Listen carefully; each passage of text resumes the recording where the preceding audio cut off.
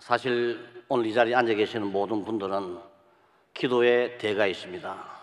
여러분들이 다 기도하시면서 목회하셨고 또 신학을 연구하시고 또 각자의 삶 속에서 힘차게 사역하시고 계시는 분들입니다.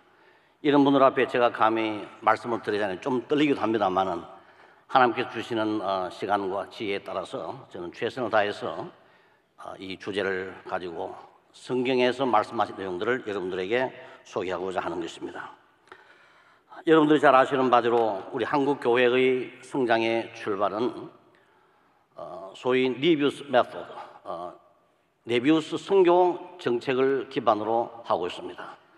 이 니비우스 선교 정책이란 재정 자립을 중심으로 3자 정책이 세워졌죠.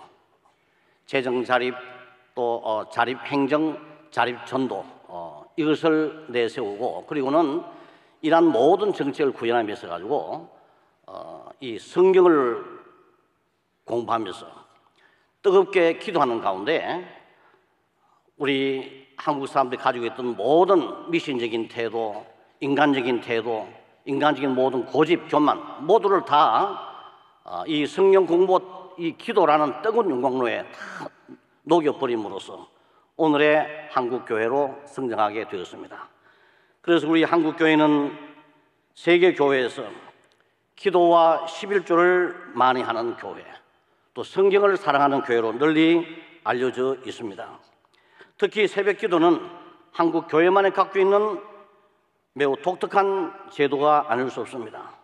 명성교회는 기도를 많이 하시는 김삼환 목사님의 탁월한 목회 리더십과 또 독특한 새벽기도를 통하여 성장해서 오늘날 세계교회에서 가장 큰 장로교회로 이렇게 발돋움한 것을 우리는 모두가 다 잘 알고 있습니다.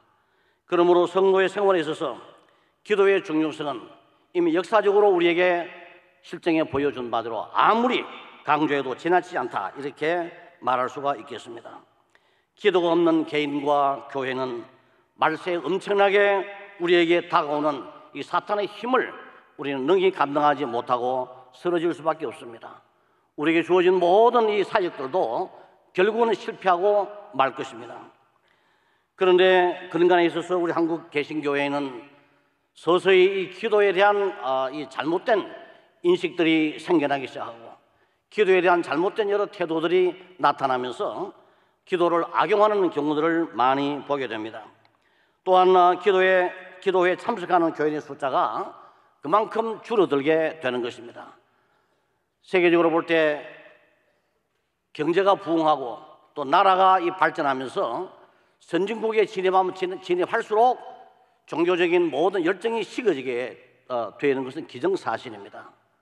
그러나 우리 한국 사회는 제가 조사해 본 바로는 우리나라의 이 경제가 부흥함에도 불구하고 여전히 종교심만은 매우 독특하게 아주 강하게 일어나고 있는 이런 현상을 저는 살펴보게 되었습니다. 그런데 그 종교심이 어디로 가느냐?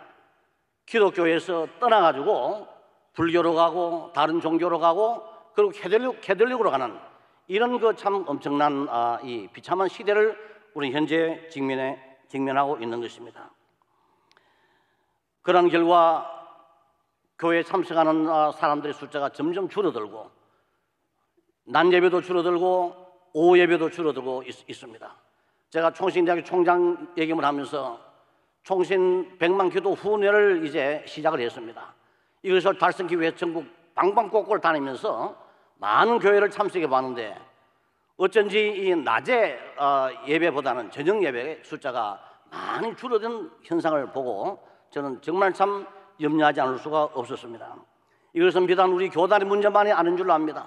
오늘 한국교회의 모든 교회의 일반적 현상이고 이미 우리 한국교회는 지난날 70, 80년대에 그렇게 급성장하던 모든 성장이 멈춰버린 뿐만 아니라 이미 하향 곡선을 걷고 있다는 것은 주지의 사실인 것입니다.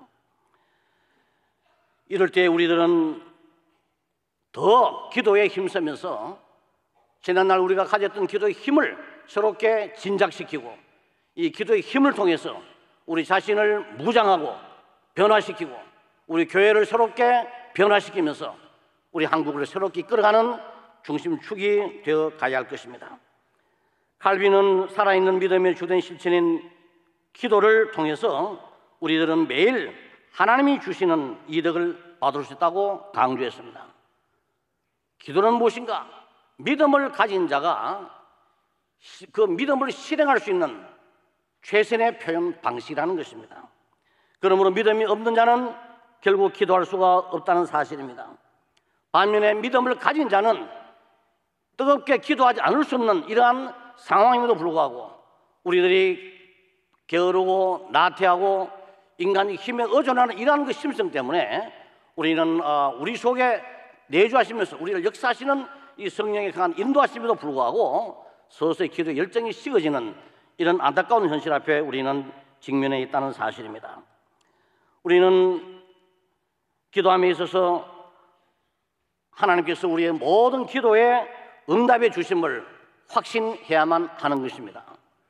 하나님 인격적인 나중에 말씀드리겠습니다. 하나님 인격적인 하나님이기 때문에 반드시 우리의 기도를 들으시고 또 우리의 모든 기도에 응답하시는 분을 우리는 확신하고 있습니다.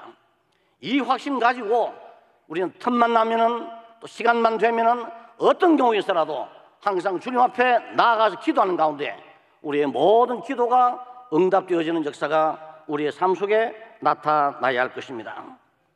오늘 저는 예수님의 이 기도에 대한 가르침, 직접적으로 예수님이 우리에게 기도하라고 말씀하신 분도 있지만은 예수님의 모든 그 기도의 생활을 통해서 우리에게 기도가 무엇인가, 기도는 어디에서 어떻게 해야 되는가, 이런 등등의 모든 문제를 우리에게 말씀해 주고 있습니다.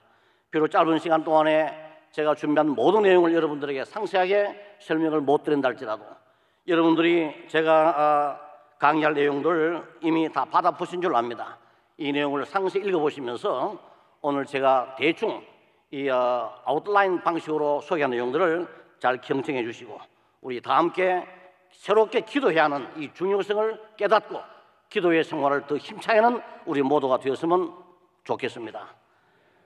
저도 사실은 이 30년 동안 총신에서 교우 생활하고 생활했습니다만은 정말 참 기도란 것이 쉬운 게 아님을 저는 많이 깨닫고 있습니다.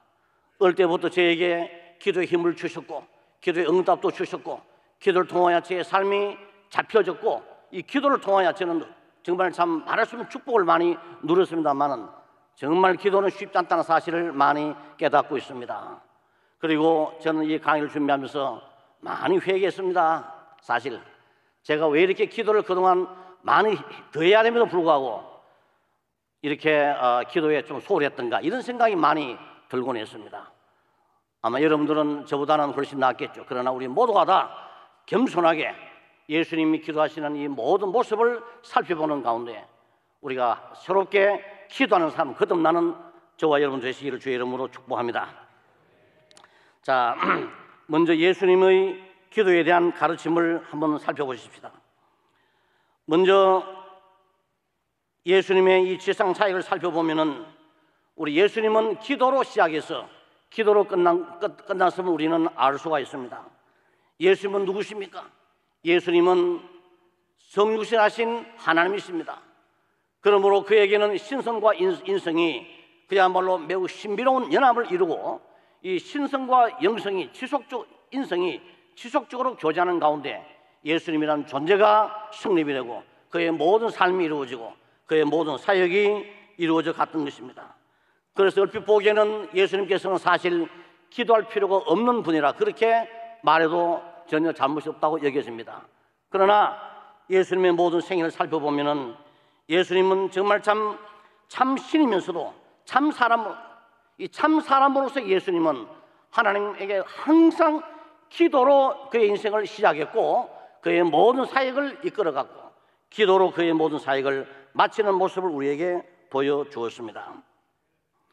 예수님께서 기도하시는 이 종류를 간단히 살펴보면은 새벽기도, 철야기도, 그 다음에 이 40일 금식기도, 그리고 산기도, 한적한 곳에서의 이 기도, 광야에서의 기도, 홀로 하신 기도, 또 하늘을 우러러보며 하신 축복기도, 어린아이에 대한 안수기도, 제자를 뽑기 위한 기도, 새 제자와 더불어 변화산상에서의 기도, 또 눈을 들어 하늘을 우러러보며 드린 감사의 기도, 또 인기 절정에서 또 여전히 기도하시는 그 기도, 또 중보기도, 무릎을 꿇고 하신 기도, 서사하신 기도, 겟세마네 동산에서의 전투적인 기도, 또 십자가 상에서의 기도, 죽음 직전에서의 기도, 뭐 이런 등등의 많은 종류의 기도가 성경에 기록되고 있다는 사실입니다.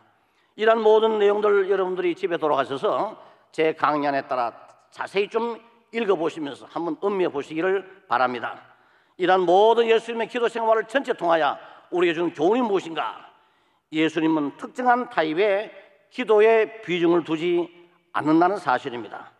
그러기에 우리는 특정한 기도를 다른 타입의 기도보다 더 우선시할 이유는 없다, 필요가 없다, 그렇게 우리가 결론 지을 수가 있겠고, 단지 필요에 따라 예수님이 기도하신 그 모든 방식을 우리가 그대로 본받아가면서 기도하면 된다는 그런 결론을 내릴 수가 있겠습니다. 여러분 금식기도 많이 하셨죠? 저도 금식기도 해보았습니다. 확실히 금식기도는 참 여러 가지로 우리에게 유익을 주지만은 과연 금식기도하는 동안에 어떻습니까? 배가 많이 고프죠. 그래서 밥 먹고 기도하면 더 좋지 않냐 이런 생각이 들 때도 있습니다. 그러니 뭐 우리가 금식기도만을 뭐 우선시하고 금식기도 아니면 기도가 아니다, 이런 그 주장은 옳지 않다는 말씀입니다. 필요하면은 3일 금식기도 하고 하루 금식기도도 하고 뭐 7일 40일 금식기도 할 수가 있겠죠.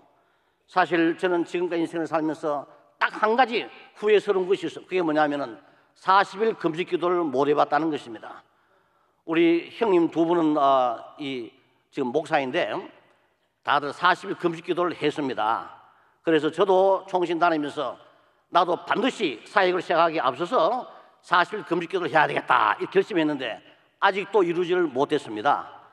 1차적으로는 저의 게으름이었고 둘째는 저의 상황 때문이었습니다. 제가 사실 미국에서 공부하는 동안에 너무 건강이 약해져 가지고 제가 고통을 많이 겪었습니다. 미국에서 공부하면서 제가 금식기도를 하기 시작할 때마다 기도를 해봤는데 이 너무 몸이 약하니까 말이에요, 막 창자가 뒤틀리고 배가 아프고 이러니까 감당을 못 하겠더라고요. 그래서 더 금식기도 했다가는 죽겠다는 생각이 들더라고. 죽어버리면 뭐 제가 공부하는 뭐 의미가 뭐 있겠고 그렇지 않습니까? 가난한 살면서 하나님께 헌신한 것이 훨씬 낫다는 생각이 들어가지고 그 시간 이후로는 제가 사실 금식기도를 별로 못 해봤습니다. 그리고는 그 약한 가운데 총신대학교에서를 막 강제적으로 이렇게 끌어들여가지고 제가 교수를 시작했는데 그러다 보니 뭐 강의하고 나면 뭐 퍽 퍼져가지고 말이죠, 침대에 누워야 하는 이런 상황 속에서 괜히 40일 금식기도 하다는 정말 깨끗하게 골로 가겠더라고요. 그래서 또 제 친구들 보니까 금식기도 하다 죽었다는 사람도 많이 있고 그래서 제가 사실은 시행을 못했습니다. 그런데 나중에 좀 건강하고 퍼덕퍼덕 할 때는요 이미 뭐 너무 학교에서 제게 주어진 책임이 무거워져 가지고 시간을 비울 수도 없고 정말 곤란. 그런데 지금 은퇴하고 난 지금 생각해 보니까 그래도 과감하게 시간을 비우고 40일 금식기도를 했어야 하는데 하는 이런 후회가 굉장히 많습니다. 이제 뭐 나이가 뭐 이렇게 은퇴하고 난 다음에 지금 해서 못하겠나 하는 생각이 들기도 합니다만은 어쨌건 뭐 필요하면 해야 되겠죠. 그러나 제가 드릴 말씀 뭐냐, 참 좋아요. 역시 40일 금식을 하는 분들은 힘이 있더라고요. 그래서 저는 여러분들이 할 수만 있으면 하시기를 바랍니다. 그러나 그것만이 유일하다 이렇게만 결정하지 말라 그 말씀이에요. 하나님 힘 주시고 기회 주신 대로 우리는 언제든지 항상 껴있는 가운데 기도하면서 많은 하나님의 축복을 우리가 누리고 사는 가운데 하나님의 그 모든 능력, 하나님의 그 크신 은총을 모든 사람 나누는 이런 생활을 우리 모두가 해야 된다는 사실을 강조해 드리는 것입니다.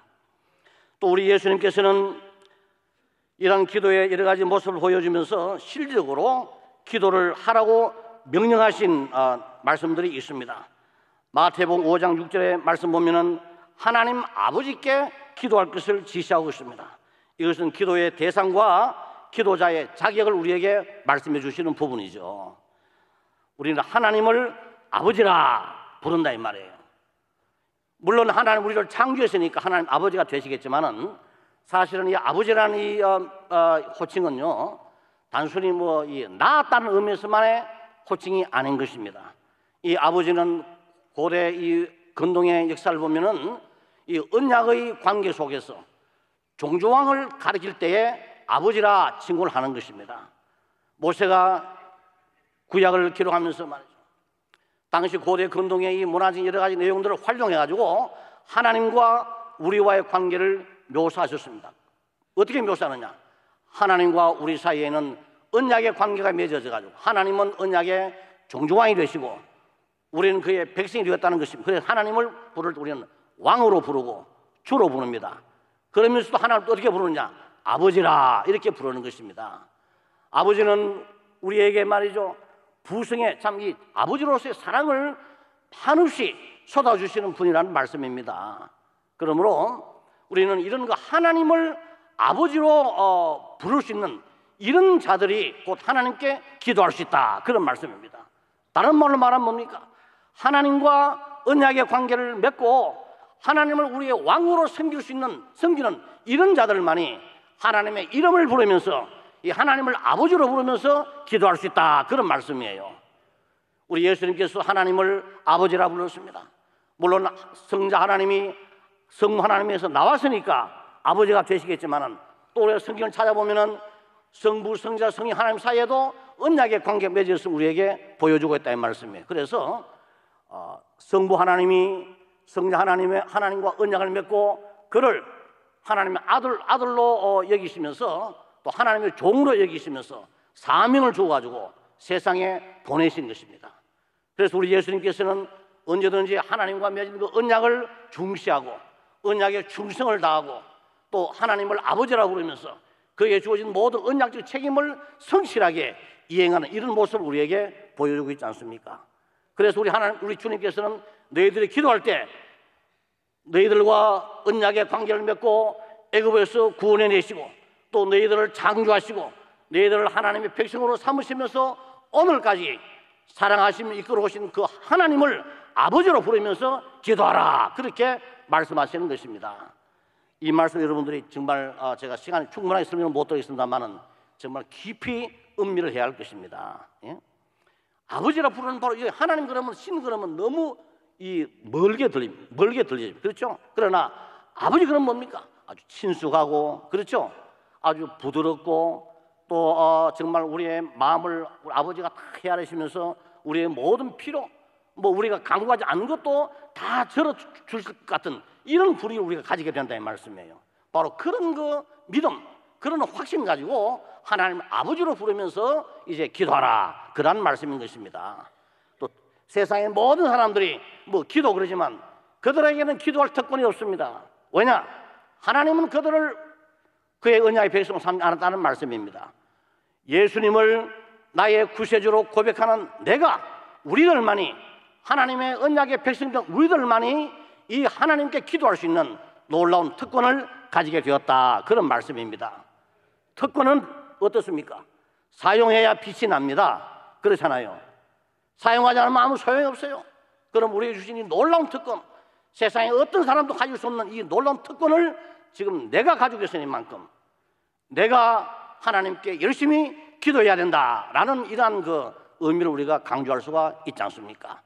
또 우리들이 하나님 언약의 백성된 우리들이 이렇게 하나님께 열심히 기도해야 한다는 이런 우리의 참 의지와 결심을 우리가 더 깊이 다질 수 있다는 사실입니다.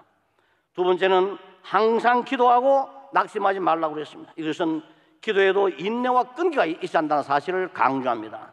하나님이 우리에게 응답해 주시지만은 어떨 때는 즉각적으로 응답해 주시고 어떨 때는 아예 응답하지 않는 것처럼 보여주기도 한다는 말이에요. 그럴 때 우리가 얼마나 답답합니까? 한 번 기도해놓고 하나님과 더럽게 자고는 게 휙 나가버리면서 이렇게 인생을 살면은 되게 안 된다는 말씀이죠. 하나님이 귀가 없어서 못 듣겠습니까? 우리의 마음을 몰라서 왜 형편을 모르시게 다 아시지만은 우리에게 뭘 요구하시느냐? 끈기 있게 인내심을 가지고 계속 기도하기를 원하신다는 말씀이에요. 기도 안 하는 사람은 응답을 안 해주면서 계속 기도하게 만드는 거예요. 그러니까 여러분들이 이 말씀을 잘 명심하시고 이 기도에는 인내와 끈기 있어야 한다는 사실을 배우시기를 바랍니다.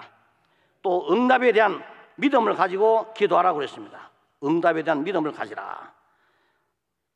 하나님은 반드시 우리의 모든 기도에 응답하시는 분임을 여러분들 확신하시길 바랍니다. 하나님 인격적인 하나님이십니다.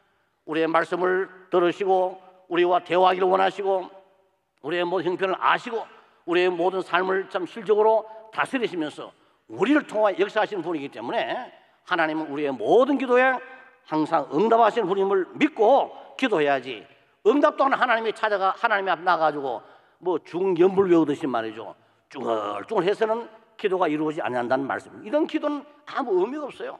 시간 낭비인 것입니다. 여러분, 제가 이스라엘 가보니까 말이죠, 그 통곡의 이 벽, 그 앞에서 이 정통 유대인들이 까만 옷을 입고 모자를 쓰고는 말이죠, 왔다 갔다 하면서 이 시편을 외우고 있는 모습을 제가 보았는데, 내가 그를 가만히 쳐다보면서 저 사람의 마음속에 과연 진짜 믿겠는가, 이런 생각을 제가 많이 해봤습니다. 그러니 예수님이 그런 모습 보고는 아주 호되게 꾸짖지 않았을까, 그런 느낌을 제가 받아보았죠.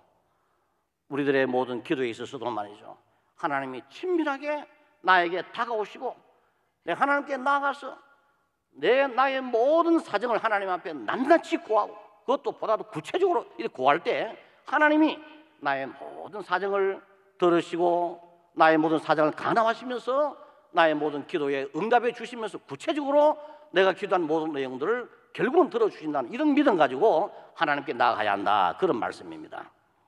자, 다음에 네 번째로는 하나님께만 마음을 다하고 하나님께만 마음에서 우러나오는 감정으로 겸손하고도 은밀하게 기도하라고 그랬습니다. 기도자의 기본 자세인 것입니다. 예수님께서 말씀하시기를 이 골방에서 기도하라 그랬는데, 물론 그 말씀이 핵심이 뭡니까? 꼭 골방에서만 기도해야 한다는 걸 강조한 부분이 아니에요. 무엇보다도 하나님 앞에 늘 참 겸손한 자세, 우리가 죄인임을 깨닫고 말이죠, 하나님의 피조물을 깨닫고 우리가 연약함을 스스로 자인하면서 하나님에게 정말 겸손한 자세, 꼭 어린아이처럼 순진하고 말이에요, 정말 전적으로 의존하는 이런 자세가 정말 참 하나님께 온전히 기도하는 올바른 자세로 저는 여기고 있습니다. 실로 우리가 기도할 때 말이죠, 이것 우리의 위치, 우리들의 무슨 이것저것 생각하면서 말이죠, 금방지게 뻣뻣하게 서가 이렇게 기도하는 거, 그건 아니죠. 그렇죠? 우리가 인간관계에 있어서 그렇지 않습니까? 누가 내게 찾아와가지고 말이죠, 말할 때 이 손 딱 해가 뻣뻣하게 딱 이렇게 하면 그 말 여러분 들어줄 마음 생기겠습니까? 아예 초특별을 까버리죠. 그러죠? 그렇지 않습니까? 그게 우리 사람의 이 마음에도 역시 그런 마음이 생기는데, 우리 하나님은 오죽하겠습니까? 누가 하나님과 견줄 수가 있겠냐 이 말이에요. 그러므로 우리가 기도할 때는 정말 참 어린아이같이 순진하고 겸손한 마음, 어린아이같이 참 단순하고도 하나님 전적으로 의존하는 이런 심정으로 기도해야 한다는 사실을 우리 주님이 우리에게 말씀하고 있는 것입니다. 그리고 깨어있으며 마지막 때를 위해 기도하라고 그랬습니다. 이것은 뭡니까? 현재를 위해서만 기도할 것이 아니라 미래를 위해서 기도하라는 말씀입니다. 여기 마지막 때는 뭐냐? 내 인생의 마지막 때를 말하는 게 아니에요. 오히려 그보다 더 큰 의미가 뭡니까? 예수님의 재림의 때를 의미하는 것입니다. 우리가 언제 예수님 재림을 맞이할지는 알 수 없습니다. 그렇지만은 어쨌든 우리 모두가 그때를 위해서 다 기도해야 된다는 말씀입니다. 그만큼 우리 하나님께서는 이 현재뿐만 아니라 가까운 미래, 또 나의 이 마지막뿐만 아니라 이 역사의 우리 모든 이 세상 전체의 마지막을 위해서도 비록 우리가 경험하지 못하는 일이랄지라도 언제나 우리가 기도해야 한다는 사실을 강조하겠다는 것을 우리는 배워야 할 것입니다. 그리고 시험에 들지 않게 깨어있어 기도하라 그랬습니다. 이건 뭡니까? 생활 속에서의 각성을 촉구하는 말씀입니다. 우리가 언제든지 깨어 있어야죠. 왜냐? 하나님이 살아계심과 같이 이 사탄도 살았기 때문이에요. 하나님 앞에 헌신하고 열정 일할 바로 그 순간에 사탄은 그걸 방해하기 위해서 더 준동한다는 사실 우리는 알아야 한다 이 말씀이에요. 이걸 깨닫고 항상 각성하는 가운데 우리가 늘 하나님께 기도해야 한다는 사실을 주님이 말씀하고 있는 것입니다. 그리고 7분 형제들과 원수들을 위한 축복 중보 기도를 하라고 그랬습니다. 이 성도의 관계를 항상 중시하면서 기도해야 한다는 말씀입니다. 모범적인 기도는 역시 뭡니까? 주님께서 우리에게 가르치신 그 주기도문에 잘 나타나 있습니다. 그 기도에 나타난 내용을 보면은 간결하고도 분명한 의의와 내용이 담겨져 있습니다. 그리고 그 내용을 분석해 보면은 하나님에 관한 기도가 세 가지가 있고, 또 학자들에 따라서는 인간에 관한 기도를 어떤 사람은 세 가지, 미안합니다, 혹은 네 가지가, 그러는 제가 보기에는 네 가지가 더 합당하다, 그렇게 생각되어졌습니다. 30페이지에 보면은 주기도문의 이 내용을 제가 분석해 놓았는데 참조해 보시기를 바랍니다. 그리고 우리가 기도할 때는 무엇보다도 무슨 내용을 해야 되냐? 우리 모든 기도의 내용의 핵심은 뭐냐? 중심은 뭐냐? 하나님의 나라와 하나님의 의를 구하는 것입니다.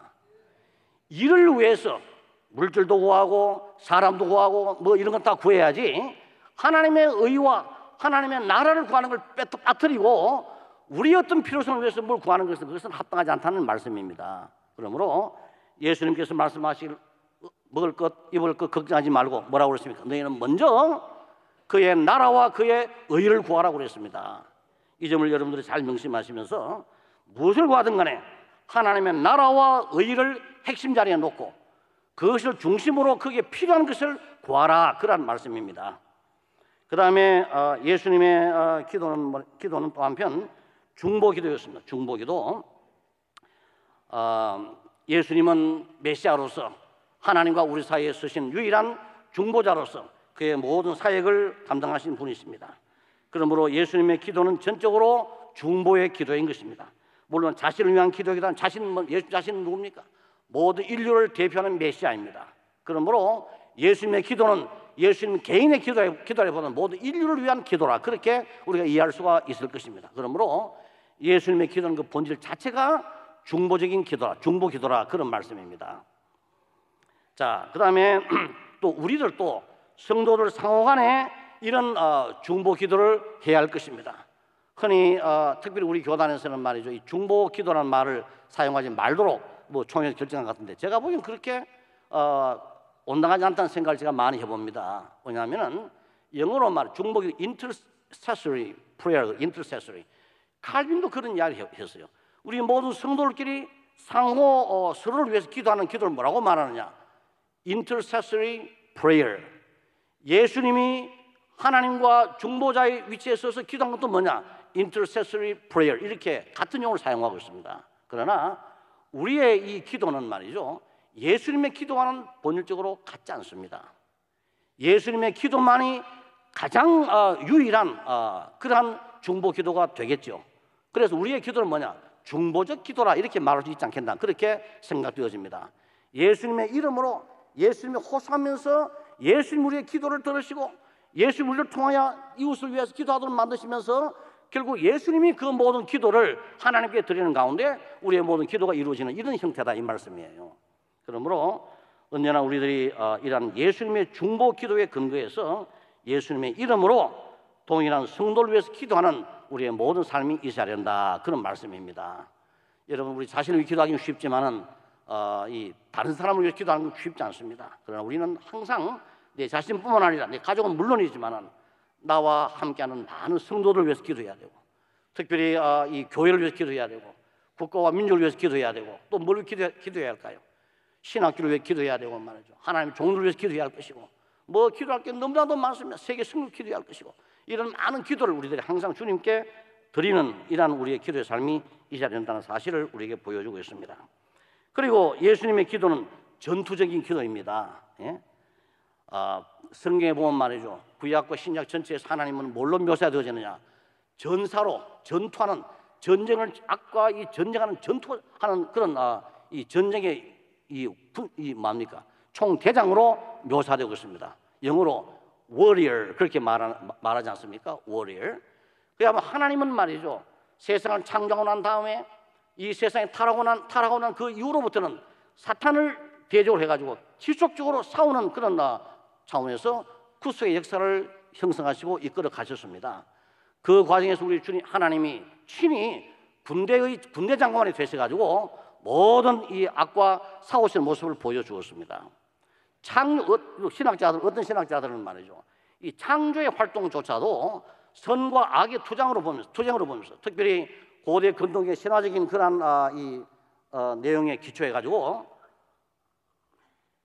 하나님의 창조도 선과 악의 어떤 투쟁으로 보면 그것은 아니에요. 하나님은 모든 천지를 창조하신 유일하신 분이십니다. 그런데 타락 이후로 결국 이 악의 세력이 등장해 하나님과 대적하는 모습을 나타내 보인다 이거죠. 이걸 하나님 우리를 통해서 그 모든 대적을 무찌르도록 하셨지만은 하나님이 친히 우리를 역사하시는 가운데 군대 장관으로서 전쟁 치르시는 모습을 보여준다 이거죠. 구약 전체가 다 그렇습니다. 신약도 보면 말이죠. 이런 내용들이 너무너무 풍성하게 나타나고 있습니다. 여러분 혹시 여기에 대한 이 참고 자료를 하나 소개해 드리겠는데 이 풋노트에 보면 말이죠. 이 트램플 롱맨 이 33페이지 이 각주 9번 보시면은 제가 이 참고 자료를 기록해 놓은 한번 꼭 읽어보시면 좋습니다. 신약과 구약을 이해하는데 굉장히 도움되는 책입니다. 책의 분량도 많지 않으니까 꼭 읽어보시길 바랍니다. 자, 그런데 예수님께서는 지금 말이죠. 이 성육신 하신 구약의 하나님이 성육신해서 인간으로 세상에 오신 분이라 이 말씀이에요. 그러므로 예수님께서도 역시 구약의 그 전투하는 하나님의 그 모습을 계승하시면서 최후적인 이 전투를 지금 펼치겠다. 정말로 전투를 펼치고 계신 분이라 이 말씀이에요. 그러므로 그의 모든 기도가 그야말로 전투하는 그런 이 맥락에서 전선에서의 싸움하듯이 기도하는 그런 모습을 우리에게 보여주겠다는 것입니다. 이건 우리가 참 명심해야 할 매우 중요한 그러한 기도의 모습인 것입니다. 그래서 이 대적을 앞에 둔 메시아는 하나님에게 정말 참 말할 수 없는 피를 토하는 애절함과 간절함으로 혼신의 힘을 다한 이런 집중적인 기도를 하시는 것입니다.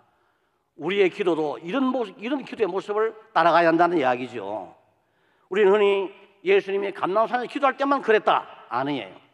히브리서 5장 7절 말씀 보면은 그의 모든 기도가 이렇게 전투적인 그러한 이 모습에서 기도한다는 걸 우리에게 보여주겠다 이 말씀이에요. 그래서 우리가 일상적으로 기도하는 그 모든 기도 속에서 예수님이 정말 참마 그의 모든 땀이 핏방울이 될 정도로 기도하시는 그런 기도를 우리가 해야 한다 이 말씀이에요.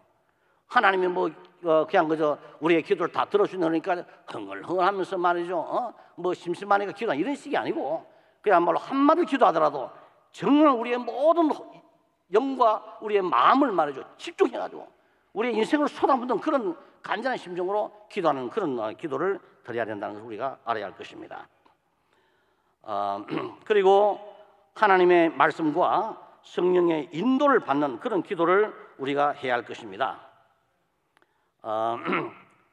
하나님의 말씀과 성령이 함께하는 기도, 이것은 매우 중요한 부분입니다. 우리의 모든 기도의 내용도 하나님의 말씀에서 벗어나는 기도는 옳지 않습니다. 또 성령께서 이 말씀을 통해서 역사하시는 만큼 우리가 기도할 때도 성경을 읽으면서 성경 코딩하면서 기도할 수가 있겠죠. 제가 미국 웨스턴 신학교에서 공부를 할 때 말이죠. 설교학 시간이 되었습니다. 제가 설교를 할 때 성경 구절을 많이 인용했거든요. 그랬더니 이 함께하는 여러 학생들이 제 설교를 평가를 하는데 미스터 김은 성경을 너무 많이 인용했다는 거예요. 그랬더니 당시 지금은 고인이 됐습니다만 당시 웨스턴 신학 총장 되시는 에든 클라운이 박사 하는 이야기가 미스터 김 설교는 최고의 설교라는 거예요. 왜 그러냐? 성경을 통해서 성경을 풀이하는 것이 얼마나 좋은 설교냐. 그래서 저는 그때 성경 A 나올 줄 알았는데 나중에 보고 C가 나왔더라고요. 그래서 이거 도대체 칭찬은 그렇게 해놔놓고 웬일이냐 하는 생각을 했습니다만은 자가 하여튼 그래 됐어요. 자, 그런데 그때 제가 매우 재미난 이야기를 우리들에게 해주었어요. 뭐냐면은 존 머리라는 말이죠. 당대에 그야말로 가장 탁월한 조이신학이 있었는데 그분이 자기가 병원에 입원했을 때 신방을 왔더라는 겁니다.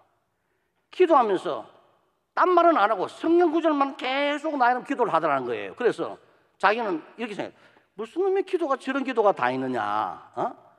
좀 나를 위해서 구체적으로 기도하지 않고 뭐 성경 구절만 인용하느냐 그랬는데 그분이 돌아가고 난 다음에 역시 그 기도가 계속 자기 마음속에 남아 살아 움직이면서 위로를 주고 힘을 주더라는 겁니다. 그러면서 설교 시간에 성경을 인용하는 건 좋다. 그런데 왜 시를 줬는지 제가 물어보기로 안 했으면 모르겠는데 하여튼 그렇게 됐습니다. 그러니까 여러분들 어쨌든 간에 이 하나님의 말씀과 성령의 인도를 받는 기도를 하시기를 바랍니다. 그래야 우리가 기도할 때 미혹에 빠지지 아니한다 이 말이에요. 여러분 기도할 때요 사탄이 반드시 다가오거든요. 여러분 그런 체험 많지 않습니까? 저도 기도할 때 한참 금식 기도하는데 말이죠. 갑자기 제 머릿속에 뭐가 들어오느냐, 내 기도를 들어줄 자가 아무도 없다는 거예요. 저는 그 말을 듣고 얼마나 제가 당황했는지 그냥 완전히 뒤로 벌려든 제가 나자빠졌습니다. 그래서 가만히 정신이 멍해졌어요. 그래서 가만히 생각해보니까 이거야말로 사탄의 지시구나 하는 생각이 들어가지고 다시 일어나가지고 말이죠. 허리를 딱 졸라매고 꿀 앉아 성경 말씀 쫙 기도했더니 하나님이 놀랍게 제게 기도의 확신을 응답을 주셨습니다. 그러므로 우리가 하나님의 말씀과 성령의 인도를 받아 기도할 때 기도에 힘이 생기고 올바른 기도를 하게 되고 우리의 모든 기도의 내용도 그만큼 정결되면서 올바른 기도 주님께 드리게 된다는 사실을 명심하시길 바랍니다. 예수님도 역시 이런 기도를 하시지 않았습니까? 항상 성령의 인도를 받으시고 하나님의 말씀을 활용하면서 기도하시는 모습을 우리에게 보여주었습니다. 또 예수님께서는 하나님의 주권에 복종하는 기도를 하셨어요. 3번이나 그야말로 참 그의 모든 땀이 핏방울처럼 될 정도로 기도했지만은 결국은 뭡니까? 하나님의 주권적인 뜻에 복종하겠나이다. 그게 기도의 종결이에요. 우리에게 있어 그런 기도가 있어야 되는 것입니다. 바락바락 내 이익을 위해서 고집스럽게 기도하지만 말고 하나님께 시큰 부르짖고 외치고 난 다음에는 주의 뜻대로 하옵소서, 이런 자세가 있어야 한다는 말씀이에요. 그리고 3번째로 예수님의 기도의 유일한 독특성을 살펴보면은 우리의 성도들과의 이 차이점이 나타나고 있습니다. 첫째는 뭐냐? 메시아적 기도인 것입니다. 예수님께서는 메시아로서 세상에 오셨습니다. 그래서 모든 죄인들을 대표하며 하나님의 구원 계획의 성취의 당사자로서 기도하시는 바로 그러한 기도였습니다. 이것은 우리가 절대로 본받을 수 없는 바로 그러한 기도입니다. 그러므로 이런 예수님의 기도가 나의 기도라는 그런 생각은 하지 말라 이 말씀이에요. 정말 이해하시겠죠? 우리 어디까지나 주님의 기도의 본을 받아서 우리는 그 모습을 따라가는 중에 있을 뿐이지 내 기도가 감히 메시아적 그런 기도라 이렇게 착각하지 말라 그 말씀입니다. 이런 착각에 빠진 자는 누구냐? 전부 다 이 사탄에 미혹된 이단자들이에요. 기도하다가 그런 착각에 빠져가지고 말이죠, 스스로 구세주를 주장하는 사람들 얼마나 많습니까? 여기 계신 여러분 한 번도 그런 이 유혹에 빠지지 않아야 될 것입니다. 그리고 두 번째로 계시적 기도입니다. 계시적 기도, 하나님의 이 계시 통로로서 예수님의 기도를 활용하신다는 말씀이에요. 하나님께서는 예수님의 기도의 응답으로 예수님이 하나님의 아들 되심을 선포하시고 또 메시아 되심을 공개적으로 확정하는 이런 응답을 보여주었습니다. 그만큼 우리의 주님의 기도는 이렇게 하나님을 계시하는 이 메시아를 계시하는 바로 그런 계시 기도이라는 것도 우리는 알아야 한다 말이죠. 여러분들 기도하는 가운데 뭐 방언하고 말이죠, 뭐 환상부 있다 해가지고 그걸 마치 뭐 오늘의 계시라 천만의 말씀입니다. 여러분 그런 착각에 빠지지 마시길 바랍니다. 예? 오늘날 수십 많은 사람들이 뭐 꿈을 뭐 어쩌고, 꿈이란 게 뭐 개꿈이에요. 전부 다 개꿈. 나는 하룻밤 자면서 여러분 꿈을 한 4번 꾸는 것 같아요. 뭐 어떤 때는 굉장히 좋은 꿈도 꾸고 어떤 때는 막 찬양, 사실 다 그 개꿈이에요. 더 이상 우리는 하나님은 꿈을 통해 우리에게 계시하지 않습니다. 또 우리의 기도를 통해서 계시하지 않습니다. 여러분 방을 하든 뭐 하든 간에 여러분의 기도는 절대로 계시가 아님을 명심하시길 바랍니다. 예? 그래야 우리는 하나님 앞에 참 올바른 종으로서 기도를 드릴 수가 있는 것이고 그 기도가 우리의 축복이 되는 것입니다. 만약에 기도를 통해 가지고 우리의 기도가 계시라고 생각하는 그 순간 우리는 뭐 다미선 교회처럼 말이에요, 통일교처럼 뭐 온갖 이 잡다한 그런 이단에 빠지게 된다, 그런 말씀입니다. 여러분 주의하시기 바랍니다. 자, 그 다음에 기도의 응답. 기도에는 반드시 하나님의 응답이 있습니다. 왜냐? 하나님은 전지전능하시며 살아계신 인격적인 하나님이기 때문입니다. 또 듣고 말씀하시는 하나님이기 때문입니다. 그러므로 기도에는 반드시 응답이 있습니다. 그런데 이 응답에는 크게 두 가지 종류가, 첫째는 뭐냐면 포괄적인 의미에서 응답이 있습니다. 그것은 뭐냐면은 하나님의 주권적 반응, 우리들의 구체적인 모든 기도에 일일이 답을 안 해주시더라도 우리가 기도하는 과정 속에서 우리의 마음을 평안케 해주시고 우리를 참 우리와 함께 하신다는 확신을 심어주시고 이러면서 여러 가지 참 기도의 반을 보여주신다 이 말씀이에요. 이런 모든 기도의 응답인 것입니다. 예? 우리는 꼭 기도의 응답을 내가 돈 달라 그래 돈 100만 원 그래 100만 원 주는 이것만이 기도의 응답이 아니라는 이야기예요. 물론 그것도 기도의 응답이지만은 이렇게 포괄적으로 하나님의 주권적인 의지의 표현으로서 우리의 모든 기도에 반응하시는 이런 현상을 우리는 기도의 응답으로 일단 받아들여야 된다, 그런 말씀입니다. 여러분 기도하는 가운데 이런 이 감동과 은혜는 늘 체험하는 거죠. 그렇죠? 그러면 여러분의 기도는 응답된 기도입니다. 자, 그 다음에 두 번째는 뭐냐면 구체적인 응답이에요. 기도란 구체적인 것을 바라며 하나님께 믿음으로 간절히 부르짖으며 요구하는 것이 바로 기도인 것입니다. 그러므로 하나님은 이에 대한 응답으로 우리가 기도한 구체적인 항목을 주신다 이 말이에요. 꼭 100만 원, 100만 원만 줄 수도 있겠고 적게 주시기도 많이 주시오. 그건 하나님의 뜻에 따른 것이지만 어쨌건 하나님이 우리에게 가장 필요하다고 여기시면 우리의 모든 기도의 항목에 구체적으로 응답하신다는 것도 우리는 알아야 한다 이 말씀이에요. 그리고 하나님의 뜻에 부합하는 간구를 해야 할 것입니다. 자기 중심의 이기심과 욕심을 철저히 배제하고 하나님 중심, 이미 말씀드린 하나님의 나라와 하나님의 의와 하나님의 영광을 이루며 합치되는 내용들을 가지고 간구를 해야 할 것입니다. 그리고 네 번째는 뭐냐? 지속적인 간구와 인내가 필요하다는 것입니다. 하나님이 주실 때까지 기도하십시오. 주실 때까지. 예? 행동하면서 기도하고 또 안 되면 또 기도하고 이렇게 주실 때 기도해보고 그래도 안 되거든 그냥 포기하세요. 그때 하나님이 응답하지 않는 거니까. 자, 그 다음에 마지막으로 결론입니다. 올바른 기도, 올바른 응답에 관한 내용들은 여러분 책에 기록된 내용대로 살펴보시기를 바랍니다. 저는 여러분들에게 다음과 같은 내용을 결론 호소하고자 하는 것입니다. 우리는 모두 하나님으로부터 지원받고 하나님과 언약의 관계를 맺어 하나님만을 전심으로 사랑하고 찬양하고 예배하고 섬기면서 하나님이 주신 다양한 언약의 책임을 성실하고도 엄숙하게 반드시 성취해야 할 것이 바로 우리들의 인생인 것입니다. 이런 인생을 사는 우리들에게는 무엇보다도 하나님과의 교제가 가장 중요합니다. 기도는 성경 말씀을 상고하는 것과 함께 하나님과 교제하며 소통하는 가장 구체적인 방법인 것입니다.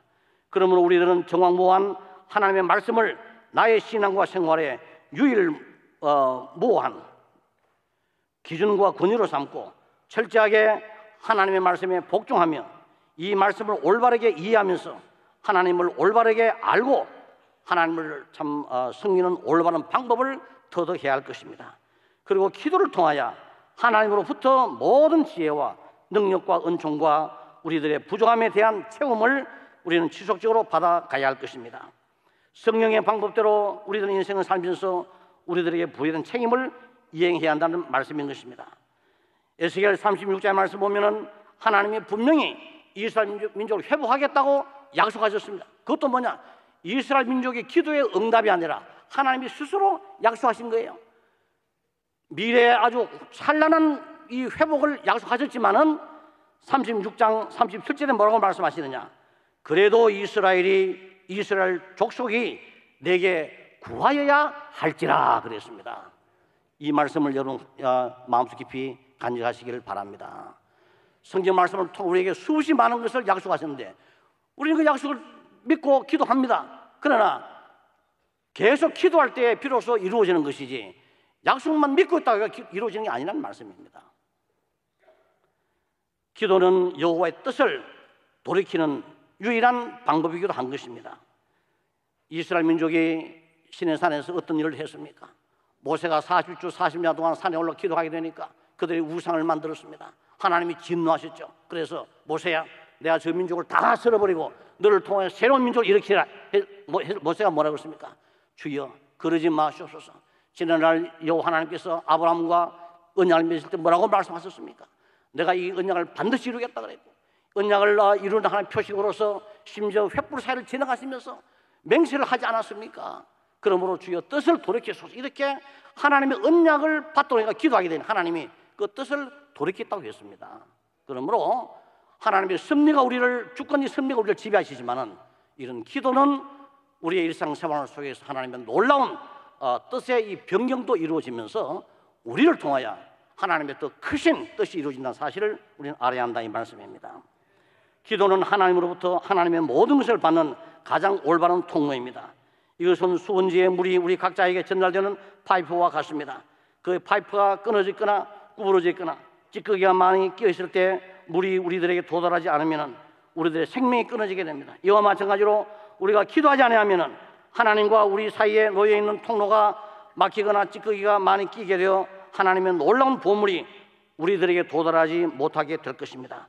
그러나 열심히 기도할 때 이 모든 것이 복구되어 우리들은 하나님으로부터 온갖 보물을 받아 하나님의 사람으로 올바르고 거룩하고 경건하고 능력 있는 삶을 살아갈 수가 있습니다.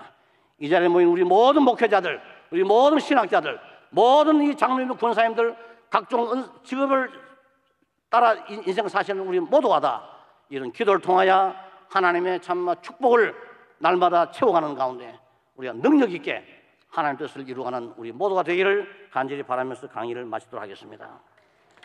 대단히 감사합니다.